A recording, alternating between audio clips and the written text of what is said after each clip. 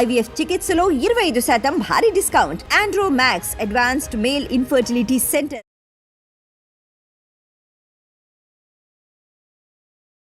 Hello అండి, నేను doctor Sandeep Dachuri, consultant ENT head and neck surgeon at KIMS sunshine hospital, Begumpet. ఇవాళ మనం వినికిడి లోపం గురించి మాట్లాడుకుందాం. వినికిడి అనేది మనిషికి చాలా ఇంపార్టెంట్ అండి. ఇప్పుడు మనకి చూపు లేకపోతే మనము థింగ్స్ నుంచి, అంటే వస్తువుల నుంచి దూరం అయిపోతాము, కానీ వినికిడి లేకపోతే ఇంకొక మనిషి నుంచి దూరం అయిపోతాము. వినికిడి అనేది చాలా ఇంపార్టెంట్ మనిషికి. ఈ వినికిడి లోపం అనేది పిల్లల్లో రావచ్చు, పుట్టుకతో రావచ్చు, లేదా మిడిల్ ఏజ్ లో రావచ్చు, లేదా ఓల్డ్ ఏజ్ లో ప్రెస్బైక్యూసిస్ అంటాము. ముసలి వాళ్ళు అయ్యాక వినికిడి లోపం రావటం అనేది సహజం అండి. ఈ పిల్లల్లో యూజువల్ గా వినికిడి లోపం రావడానికి కారణాలు ఏంటంటే పుట్టుకతో జెనెటిక్ గా వాళ్ళకి ఏదో అంటే పేరెంట్స్ మేనరికం మ్యారేజో, లేకపోతే ఇంకా ఏదైనా జెనెటిక్ డిఫెక్ట్స్, ఏదైనా సిండ్రోమిక్ చైల్డ్, వాళ్ళకి వినికిడి లోపం ఉండొచ్చండి. ఇది పుట్టుకతో వచ్చేది. అలా కాకుండా చిన్నప్పుడు పదే పదే చెవిలో ఇన్ఫెక్షన్స్ వచ్చి దాని వల్ల వినికిడి లోపం కూడా రావచ్చండి. సిఎస్ఓఎం అంటాము, క్రానిక్ సపురేటివ్ ఓటైటిస్ మీడియా. బాబుకి చిన్నప్పటి నుండి చెవిలో చీమ్ కారుతుంది సార్, ఒక 3 ఏళ్ళు కారింది, ఆ తర్వాత వినికిడి తగ్గిపోయింది అని చెప్తుంటారు మదర్స్. ఇలా కూడా వినికిడి లోపం రావచ్చండి.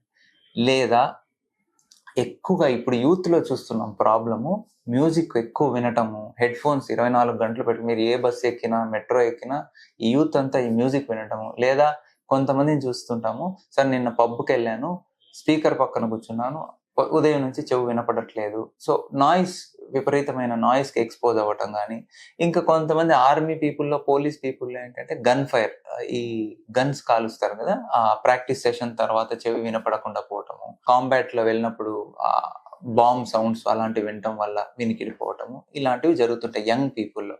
ఇవి కాకుండా కొంతమందిలో sudden sensory neural hearing loss అంటామండి. అంటే ఇప్పుడు మనకి ఏ విధంగా అయితే చెయ్యి కాలు పడిపోతుంది, పెరాలసిస్ వచ్చి, ఆ విధంగా చెవి వినపడకుండా ఈ చెవికి సప్లై చేసే బ్లడ్ సప్లై ఆగిపోవడం వల్లనో, నరం పని చేయకుండా పోవడం వల్ల, ఏదైనా వైరల్ ఇన్ఫెక్షన్ వల్ల అలా కూడా అవ్వచ్చండి.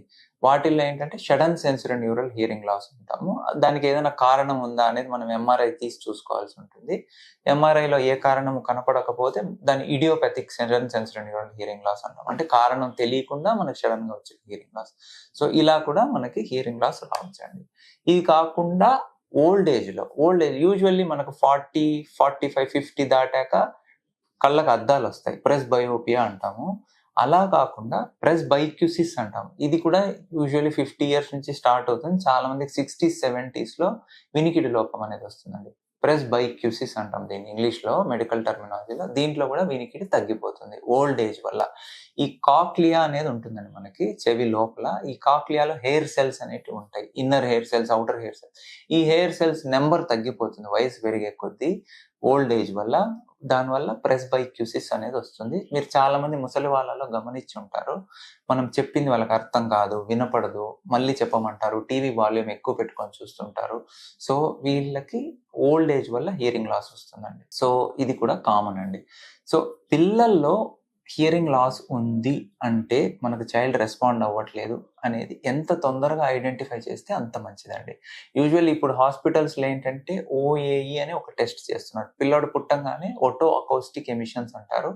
ఈ టెస్ట్ చేస్తే పిల్లవాడికి వినికిడి బాగుందా లేదా అనేది క్లియర్గా తెలిసిపోతుంది. ఈ ఓఏఈ ఒకవేళ పిల్లవాడు ఫెయిల్ అయ్యాడంటే మళ్ళీ ఒక 2-3 months ఆగి మళ్ళీ చేస్తాం ఓఏఈ. అప్పుడు పాస్ అయిపోతే మళ్ళీ ఏం టెస్ట్లు అవసరం లేదు. ఓఏఈ 2 సార్లు చేసినా కూడా బిడ్డకి వినపడడం లేదని డౌట్ వచ్చింది అనుకోండి, అప్పుడు ఇంకా ఫర్దర్ టెస్ట్ బేరా అని అవన్నీ చేయించాల్సి ఉంటుంది.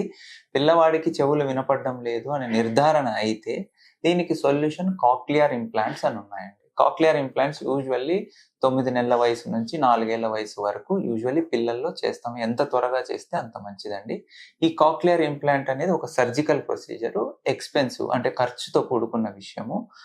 కానీ మన గవర్నమెంట్ సపోర్ట్ తోటి లేదా ఎన్జిఓ సపోర్ట్ తోటి చేయొచ్చండి. ఈ కాక్లియర్ ఇంప్లాంట్ లో ఏంటంటే మనము చెవి లోపలి భాగంలో ఒక ఇన్స్ట్రుమెంట్ ని పెట్టేది ఉంటుంది.